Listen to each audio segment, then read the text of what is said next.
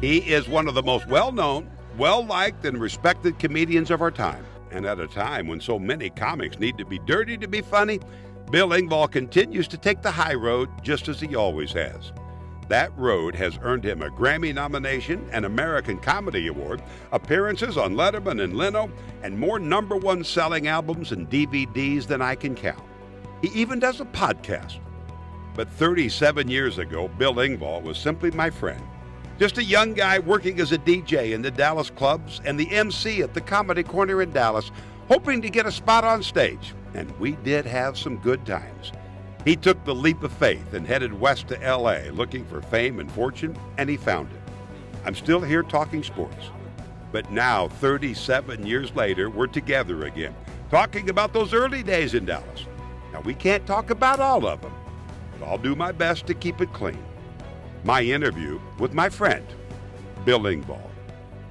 You know, Billy, it's been a long time, buddy.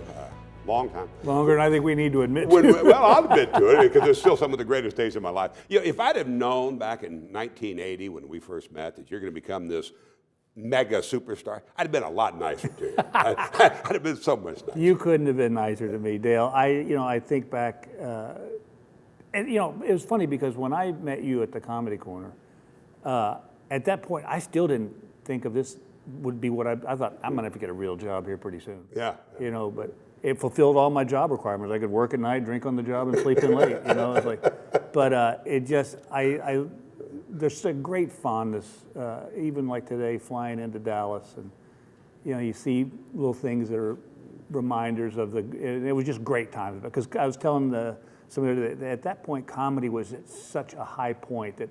I mean, you remember the club sold out every night. Oh, it was every unbelievable. open mic night. It didn't matter. They'd have like a $5. That was my favorite part. They have like a $5 cover charge and a 2-drink minimum. 2-drink minimum. And they always waived the cover charge for me because they knew I was going to waive the 2-drink minimum. Right? I mean, weren't you getting like $5 and all you could drink or something to be the MC? Well, it was. I was a DJ at Cafe Dallas. Yeah.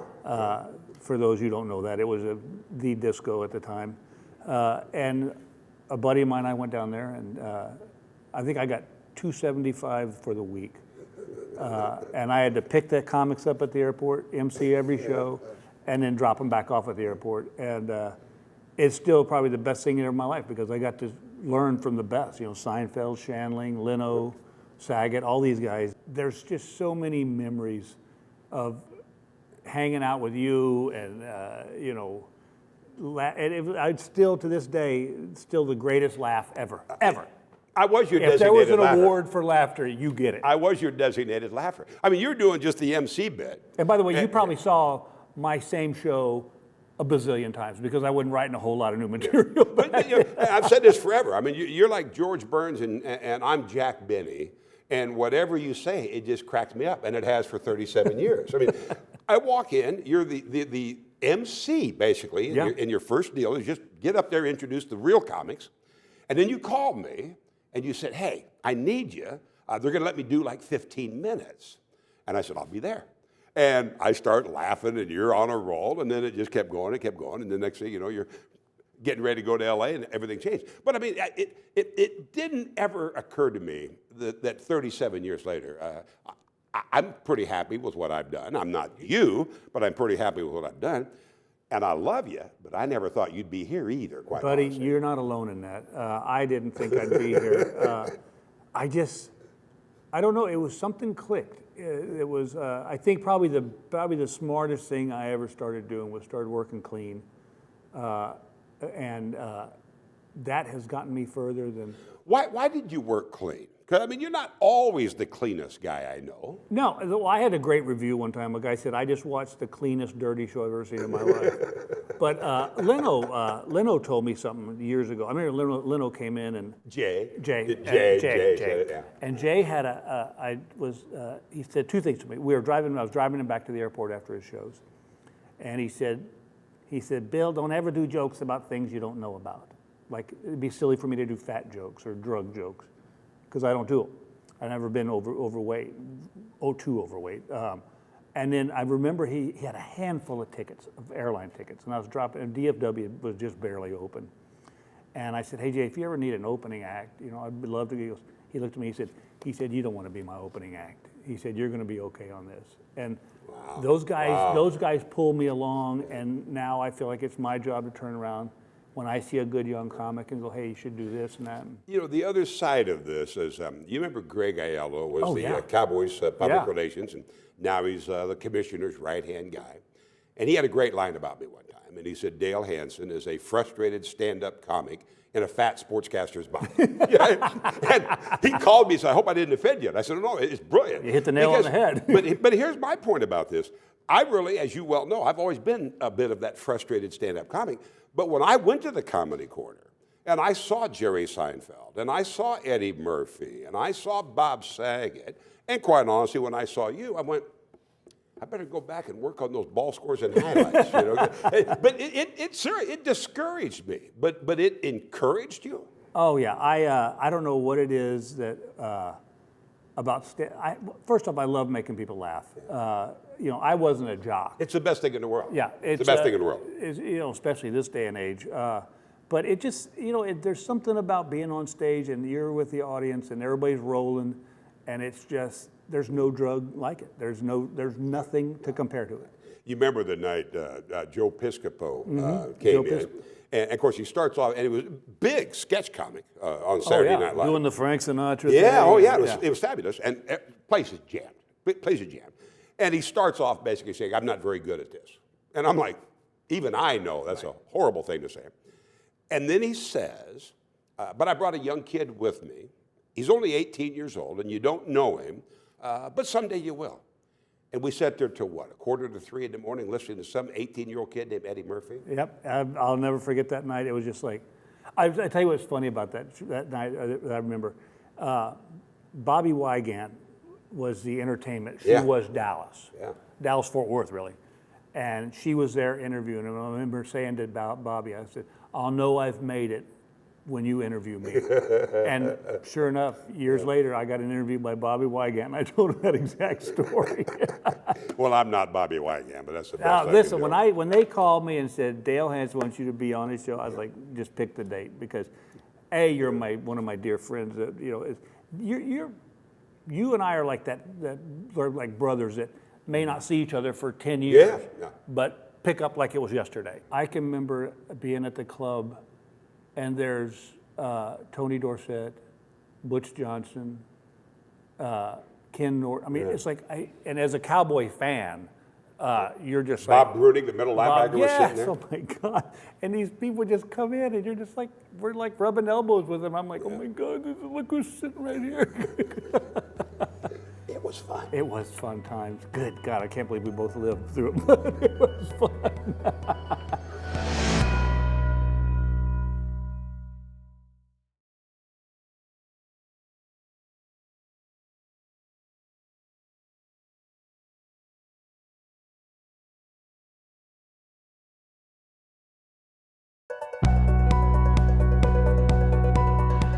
I have a catheter.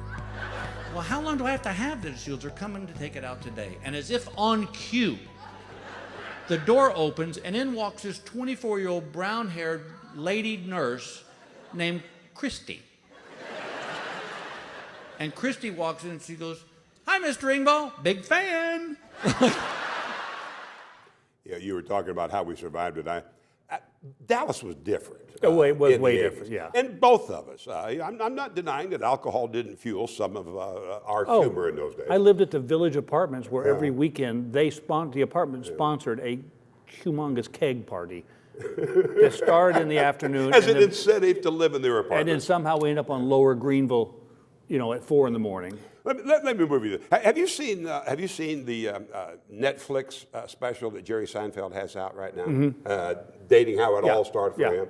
And he had a great line in there. He said, well, maybe if I'd have grown up in a whorehouse in Illinois, I'd have been funnier, obviously referencing Richard Pryor. Right. But he grew up in a typical family. Mm-hmm.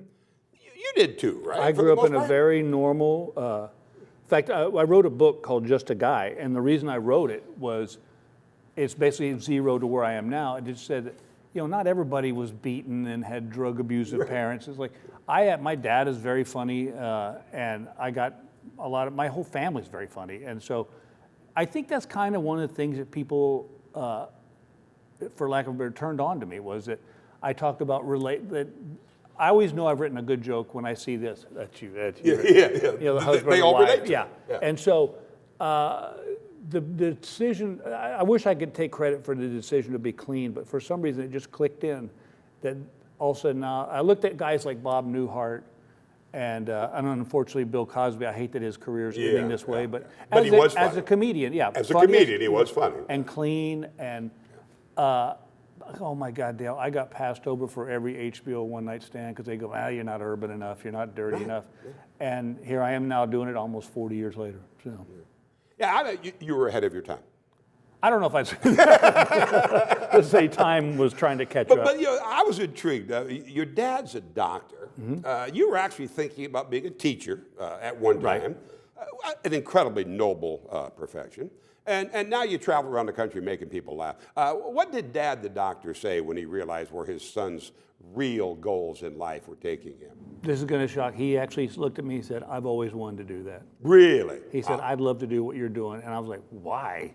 I'm in smoky rooms. It's, you know, he said, I just think, and funny because as a doctor, he would tell me that he said, in an operating room situation, they found out that patients heal faster if there's levity, you know, amongst the doctor, if it's not just this somber thing that even unconsciously, as you're under anesthesia, you hear what's going on.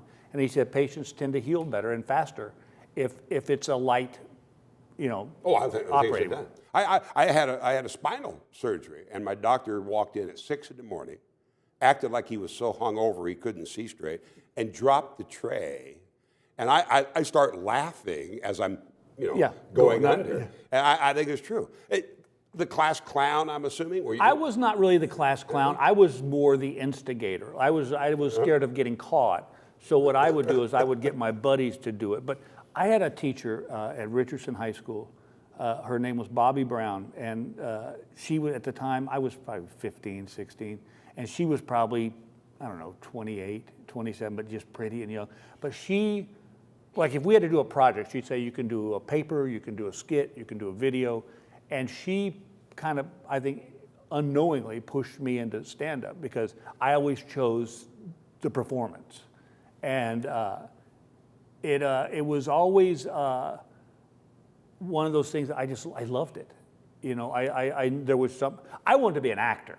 I mean, I was like, I would go to the drive-in with my dad and watch John Wayne movies and, and I'll tell you a real quick funny story. So we moved, so Gail and I, where I met at the Comedy Corner, and actually have exchanged phone numbers on a 2-drink minimum card that we still have.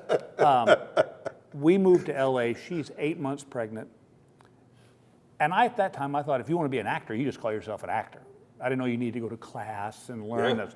So I got my first audition. Not quite as easy as they make it appear. No. I got my first audition, and I said, read this with me. And so we read it like a come. I go, great, I got this. I found this out like a year later. She said, when I left the house, she sat down on the couch and started crying. And I said, why'd you start crying? She goes, I was 8 months pregnant. We live in a house we can't afford, and you couldn't act your way out of a paper bag. So in her sweet way, she got me to go to acting classes. And, but and acting is just a form of stand-up, really. I mean, you're playing yourself. But everybody thinks, you're playing this big character. Maybe if you're playing a dramatic role or something, it's completely different. But it's basically just stand-up. And actually, it's funny because actors will look at you and go, I couldn't do that. Yeah. One of my favorite Seinfeld bits was they said they did a study that people's top 5 fears. Number 2 was death. And number 1 was speaking in public. He said, so you'd rather be the guy in the box than the guy giving the eulogy. But it's just never bothered me. I don't know if I'm just that stupid or...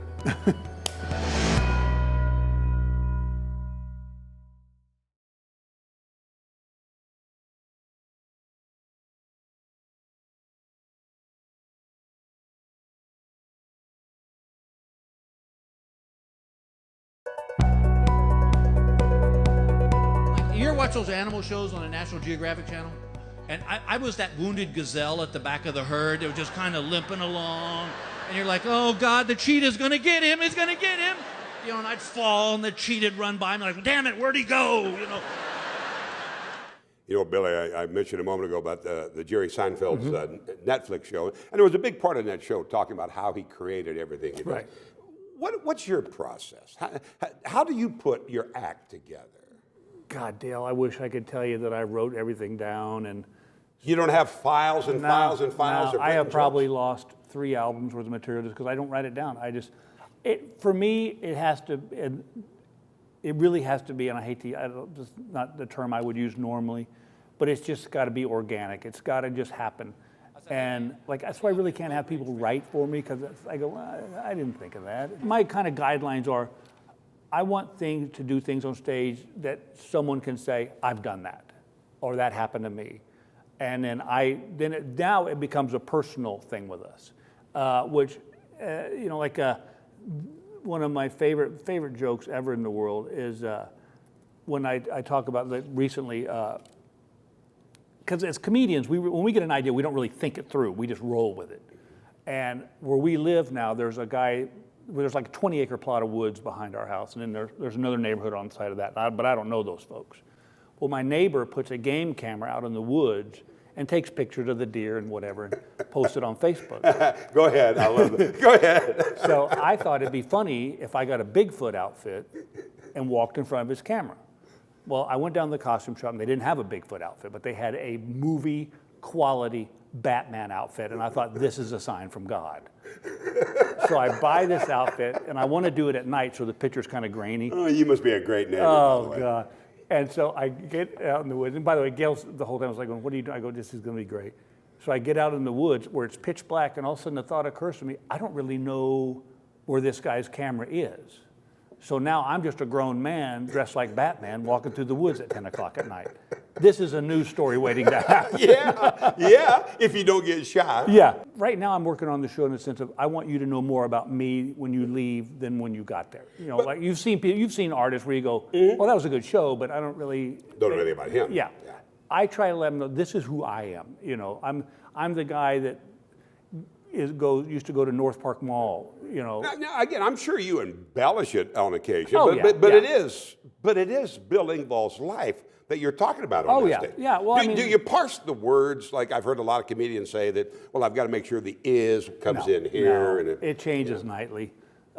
Just because I don't know that I really have the gray matter for that. You know, and I think that's part of it, though, Dale. I think that because it's just so natural, and I'm not forcing it, that it makes people just kind of go, okay, let's sit back and listen. But how do you see some of the things you see? Is that just your gift? I think it's just a gift from God that I'm able to look at something and say, oh, that'd be funny. It's almost every time I see you, I just want to slap myself upside the head and think, why didn't I say that first? And you must have heard that 1,000 times. That's the greatest compliment you can give a comic is when you go, oh, I wish I'd have written that. Yeah. You know, like when I watch like Brian Regan, or there's this new kid, Nate Bargatze, who I think you would just adore. I guarantee you would look at him and go, that's the young Bill Engvall.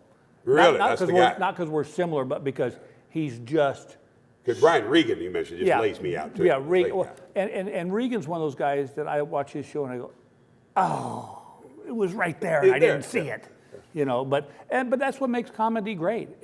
But when you're on stage and you're feeling that you want to make this connection with the audience, because this is another story from our past, no matter how hard you work, no matter how enthusiastic you are, sometimes you don't make that connection. Oh, yeah.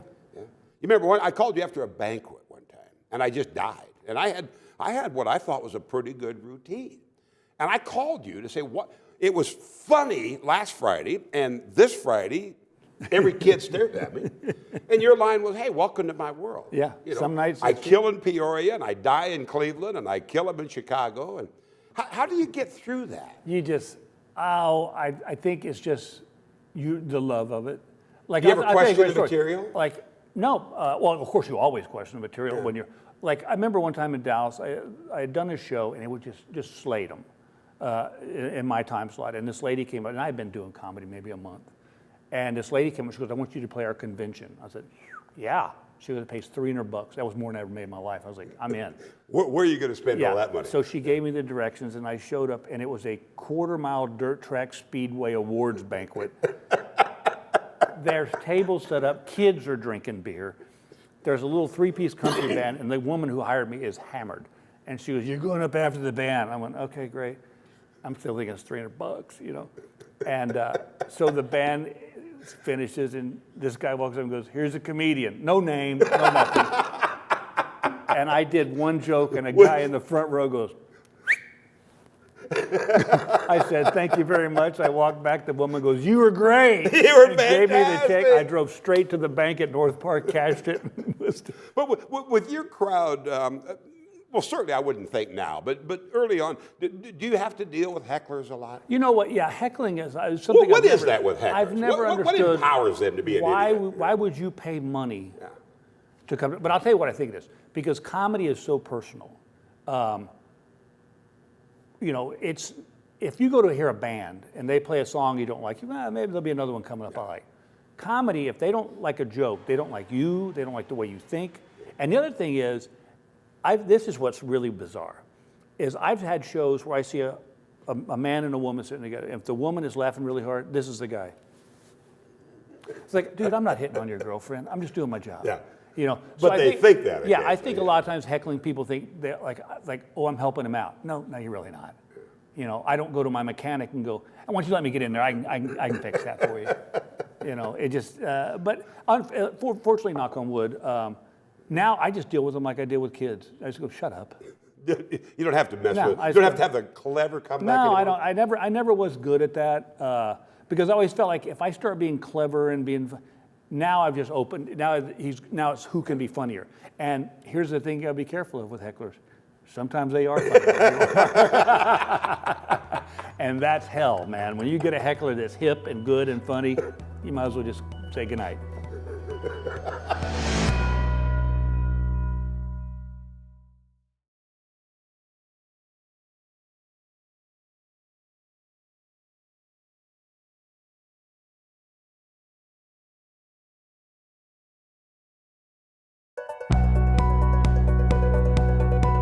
Son called me from college and said, "Well, just want to say thanks." Well, he works at a little pizza joint.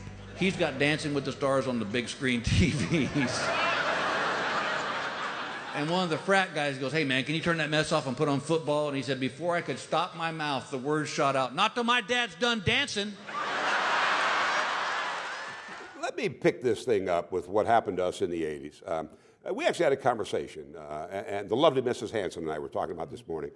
You were deciding to make this jump to L.A. Mm-hmm. You asked if, hey, you want to come along and maybe, we could all follow this. And no. And now she's mad at me that I didn't go. What made you decide to make that jump? Well, I think that L.A. was always, that's where you had to go. When I finally got over the fact that this was what I'm going to be doing, if you wanted to do the Tonight Show or, at that time, Star Search and whatever, you had to be in L.A. So but the thing was, when we were living here in Dallas, it's kind of a funny story. The club got sold and the new owner came in. They were nice enough, but I was starting to do the road. And one day he said, "I can't pay you while you're on the road." And I'm like, "Well, you don't pay me when I'm on the road. What is this about?" And they just wanted some new blood in. Yeah. So I had a buddy who lived up in St. Louis who owned comedy at the time. He owned the Funny Bone Comedy Chain, which was like 17 clubs. He said, "If you'll come up here for a year, you can live at our house for free, save your money. I'll headline in all my clubs," because he knew that's where I wanted to go. So Gail ends up being pregnant. So we loaded up a U-Haul truck with 2 dogs, she and her mom and the 2 dogs in a Volkswagen Golf following me in the U-Haul truck with our 2 dogs. We head to LA and I'll never forget this. We pull it, we get into like the Redlands area, which is kind of out of, and the wind is just whipping. I mean, trucks are blowing off the road. And we drove into Hollywood and I saw the big Hollywood sign and I remember saying out loud, "Please be good to me." And we got moved in and. How long did it take? I think, it was funny. I think probably in 91, when I won the Best Male Stand-Up in a nightclub, I think that was the start of it. So probably 5 years to really get a kind of a name. But like, I was never one to do things where everybody else, like I remember going to the Improv and I was getting like spots like 12:30 in the morning, 11:30, 1:45, and I finally went to Bud Friedman and I said, hey, Bud, I really appreciate the spots, but I got a baby at home and I can't really be doing these spots at night. I love working here. Next time I'm getting shots at 8:45, 9, and the other comics are like, how did you get that? And I go, I just asked. Ask for it? Yeah, it's like, so LA was, I knew we had it, but it's funny because Gail would tell you this too, that we said if nothing happens in 10 years, we're out. You were giving it 10 years? 10 years. And I remember at the 10th year, I literally was on the computer looking at homes in Dallas because nothing was really happening. I thought, well, if I'm gonna be on the road, let me just be in the middle of the country. And our family's still here in Texas.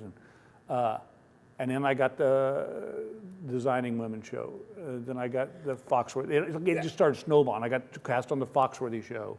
And all of a sudden people started saying, okay, he can act and he's funny.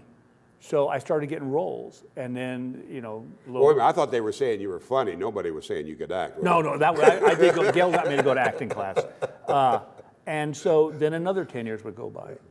And we were out there for 30 years. And I tell you, Dale, and I say this not egotistically at all, but if I were to quit tomorrow, nobody could say, ooh, you almost made it. Almost made it. Because I had Not my own show, my own sitcom, which was that's the Holy Grail. Done every Tonight Show, every talk show. You did Dancing with the Dancing Stars. with the Stars. Okay, that was one I didn't see coming.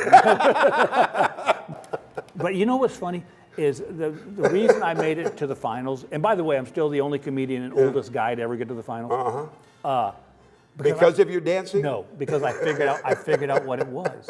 It's a popularity. Listen, Yes. if it was a dance competition, trust me, we wouldn't have been asked to do it. The second weekend, I remember it hit me. I went, this is just a popularity contest. So I did the smartest thing I could have ever done. And in other words, I think this is where God kind of said, try this. I'm dancing with this smoking hot 24-year-old British girl. And at the end of the dance, I ran over and I kissed this 50-year-old woman. And every woman in America went, oh my God, see, yeah. And not that I wouldn't have kissed her anyway, but of course you would. That was why. Now, was Gail there? Yeah. But it was funny because I always tell people, I say, go back and Google the dances, but don't watch the dance. Just go to the end when they would tell us we're safe, and they would cut to the judges, and they all had this look like, how is he still here? Isn't it the same thing? Because that blue collar comedy tour. Oh, that was genius. Yeah, it was genius. And you had a nice mixture with Larry the Cable Guy doing Ron whatever White, the heck, yeah. and Ron White I thought was brilliant. Yep. And that had to be fun. You made it. I'm serious about it. I've seen so many of those, and I've seen it a dozen times. You looked like, and maybe is this a tribute to your acting skills, or were you having that much fun? And people always ask, where do you come up with them redneck jokes? I will tell you this, as much fun as we looked like we were having, you could quadruple that. I mean, as a comedian, that's as good as it gets. You're on the road with 3 of your buddies, you're selling out arenas, you're making stupid money, and people are just, I will never forget this one night. And I think our record just got broken in Nashville. We sold out the Nashville Arena in one day. And I remember telling Jeff, this is stand-up. We're smoky rooms, red brick wall behind us. One night, I forget where we were, but we'd all come in from different parts of the country. So everybody came in on a private jet. And all 4 jets were parked side by side. And for whatever reason, the promoter got us each a limo. And we pull in this little airport, and one limo goes to each plane.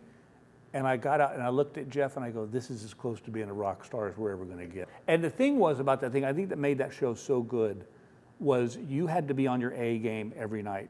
Not because of the audience, but because you were going to get buried, either by Larry or Jeff or Ron. So you had to, you couldn't just mail it in. And in turn, what that did was it just made the show phenomenal. When we would go to an arena before they opened the doors, I literally would walk into the middle of the stage and just look around and just go, this is like where Bon Jovi plays, or this is where Rod Stewart plays, and here we are. I'll never forget in Denver, Van Halen was at the place we were playing the night before, or the night after us, and the wives were there. And so we did our show, and they saw it, and they said, do you guys want to stay over for Van Halen? I said, yeah. So we go to the Van Halen concert. We're backstage. It's like we were celebrities. And, there's Eddie Van Halen going, hey, you cats are great, man. That's just funny. We listen to you guys all the time. I'm like, what? And so they sit us at the soundboard, and the concert's going on, and I feel this tapping on my shoulder, and I turn around, there's this roadie. And he goes, come on. And we go, literally, we're running towards the stage. Van Halen's up there playing. And I'm like, what? We get to this point, we go down these stairs. All of a sudden, I'm in this room like this, and there's Michael Anthony, Sammy Hagar, and he goes, hey, try my new tequila. And I'm like, what is going on here? And I ran, they took me, and I'm looking, like the stage here, I'm looking up at Eddie Van Halen just jamming on his guitar. And then they took me back to the stage, and Gail goes, what happened? I go, I don't know. It was just the most bizarre. You arrived, Billy. That's the you thing. Arrived. That's the thing I think that's so, I don't know if it's, I want to say scary, but like I played guitar with Chris Isaac in front of 10,000 people. But there's still that dork Bill part of me. So I was at the Orange County State Fair, and I'd met Chris before. And so it's me, Gail, and another couple friends of ours. And he does a show, and everybody's clapping. I know there's going to be an encore. And so he comes and he goes, this is really fun. He goes, is he still here? And we're like, what? And all of a sudden, there's flashlights in my face. He goes, come on. And we go running down the stage. We hop up on the stage. Chris hands me a guitar and goes, I hear you play a little Kansas City. I'm like, yeah. And so I played the song with him. People are going crazy. And so we finished the song. Well, they're waiting for me to run off the stage over here to the side where the manager's waiting. I was so excited. I just jumped off the stage and ran back up to my seat and sat down. And Gail goes, what happened? I go, I don't know what happened.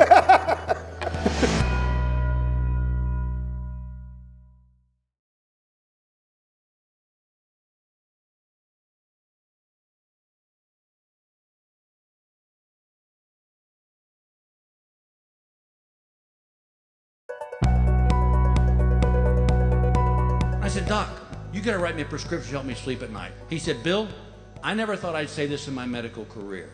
He said, have you ever tried medical marijuana? And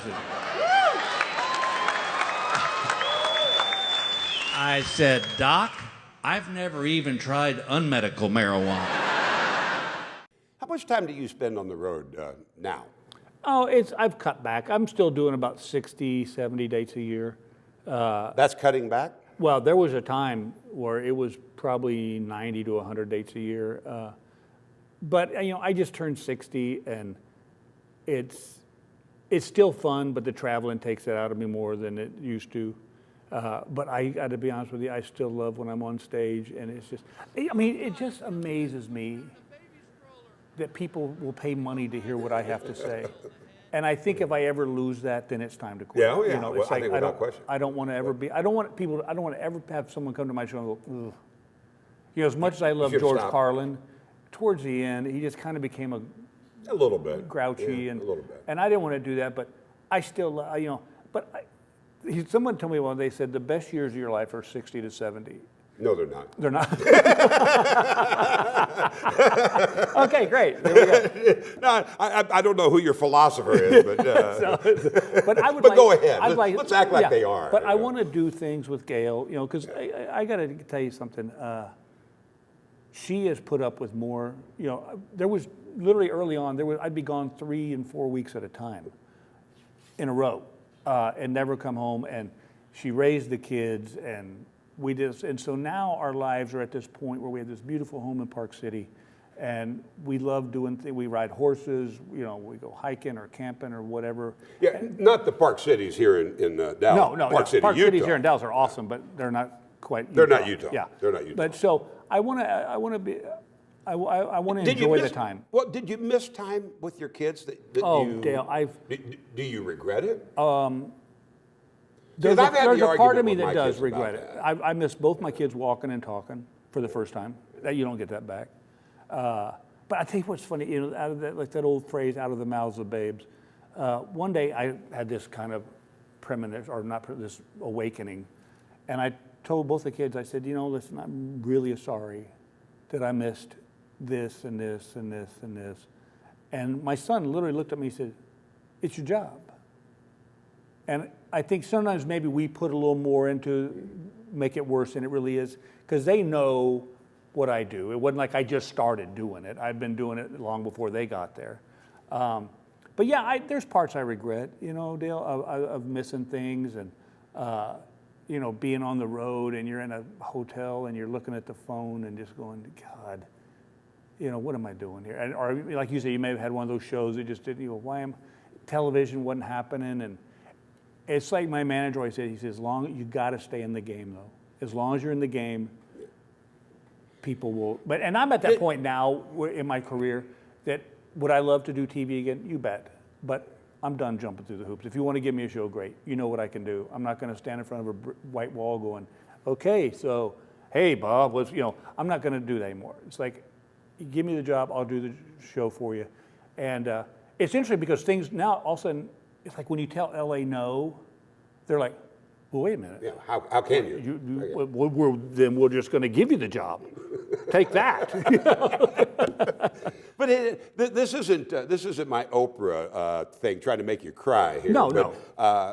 But there had to be some hard times. Buddy, with Gail, I know, especially when you and I were first hanging out together in the '80s, there were several times I'm thinking, Billy, yeah, I understand. There was, I think, if I was going to be totally honest, there was a part of my life where I was a functioning alcoholic. Only because you go on the road, your family's at home, you're in a place you don't know anybody, and so what you would do is you would drink just so the day would pass. The next day you just sleep the day away and then you go do the show. Because you're not on until 9 o'clock or something. So, and then you go to and I used to do, I would order a shot of tequila on stage. Well, the club owners loved it because then everybody goes, ooh, yeah, I'll have one too. Well, next thing I know, there's a bottle on stage. And I bought some of those bottles. Yeah. And I thank God that he said, all right, we got to get it together. Because literally, I think probably if I'd have gone on, I wouldn't be married. I wouldn't be able to see my kids. It was not a good, for all the fun stage time was, the downtime was really, really dark.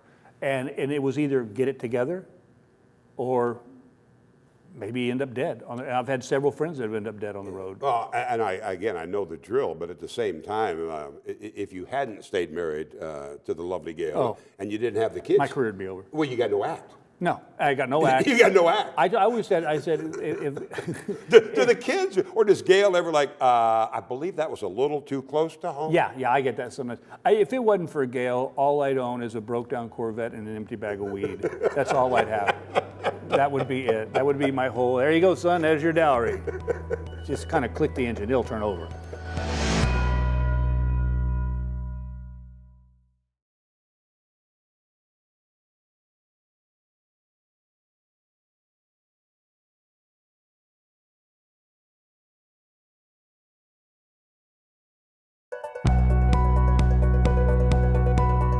We decided we was going to get TiVo, so I went over to Best Buy to pick it up. Set on the box and stalls in 30 minutes or less. Apparently they never met me. Gail came down to the basement. She goes, how is that? I go, honey, this is crazy. I go, watch this. I can pause live sports. And she goes, and they'll just wait? Here's your sign.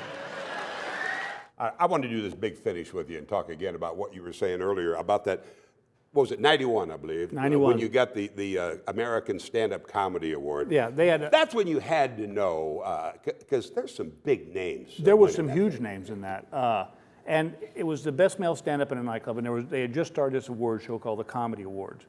And it was on TV. Well, now the best male stand-up it's like winning that kind of Grammy you do in the afternoon, but you don't see on TV show.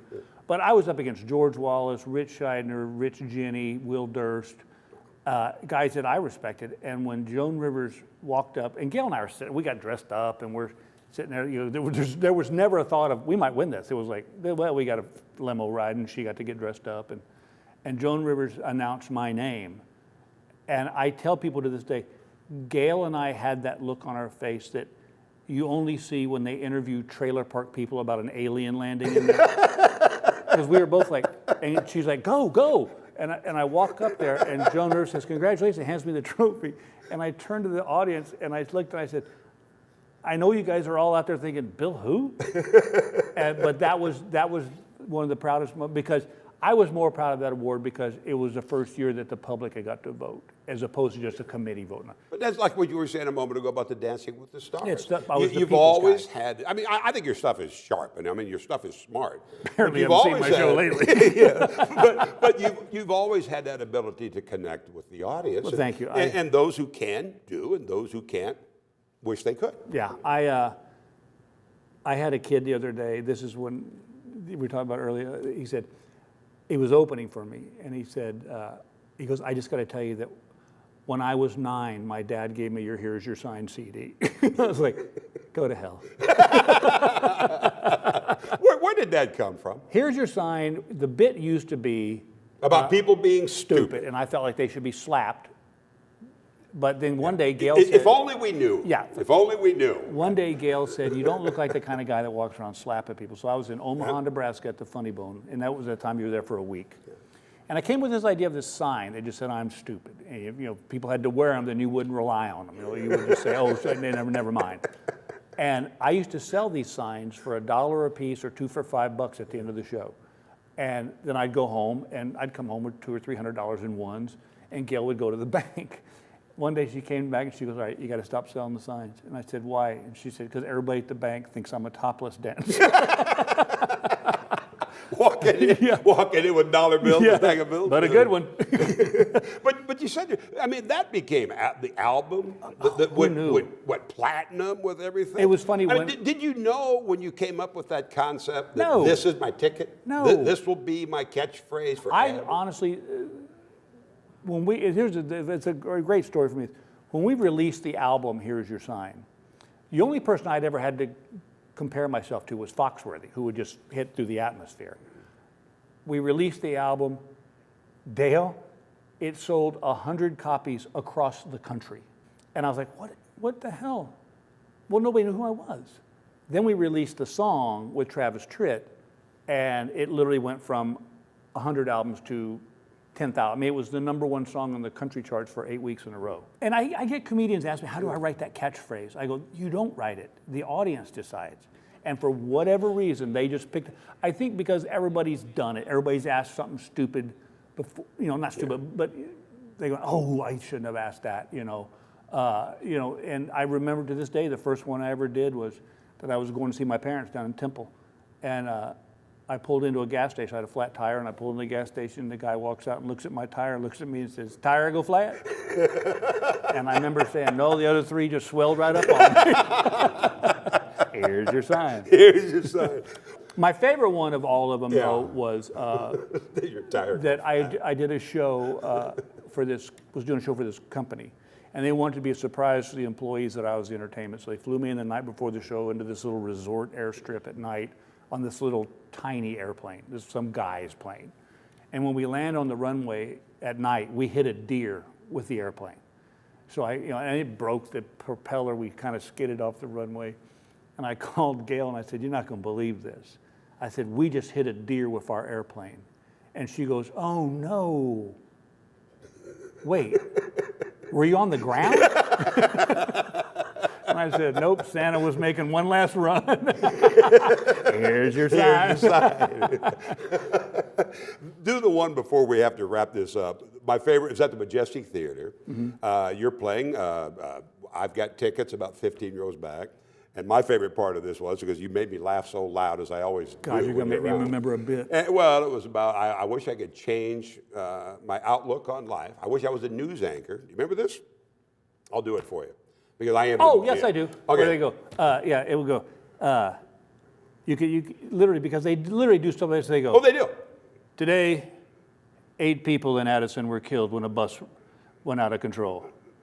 Crazy Cats coming up. Changed their whole outlook life. on life. They're like, just by hey. changing cameras. I was dying. I have to tell you, it's been amazing. As I said when we started here today, if I'd have known you were going to be this big, I'd have been nicer. Buddy. But I know you've made a gazillion dollars. You're touring now, and you're still going to stay on the road. Yeah. Right? You've had the album, and yet you spent an hour with me for free. You're not being paid. Wait, what? And Channel 8's making all this money. So here's your sign. Oh, my God, look at that. There you go. That's the original. I would sit at home and clip holes in these things, Yeah, and I yeah. would tie strings on them. Yeah, I think I actually did pay $1 for that too. At least you didn't do 2 for $5. Buddy, it's always good to see you, man. It's great, Billy. Thank you. Absolutely great. This is that awkward man hug. Yeah, it's awkward, but it's still good.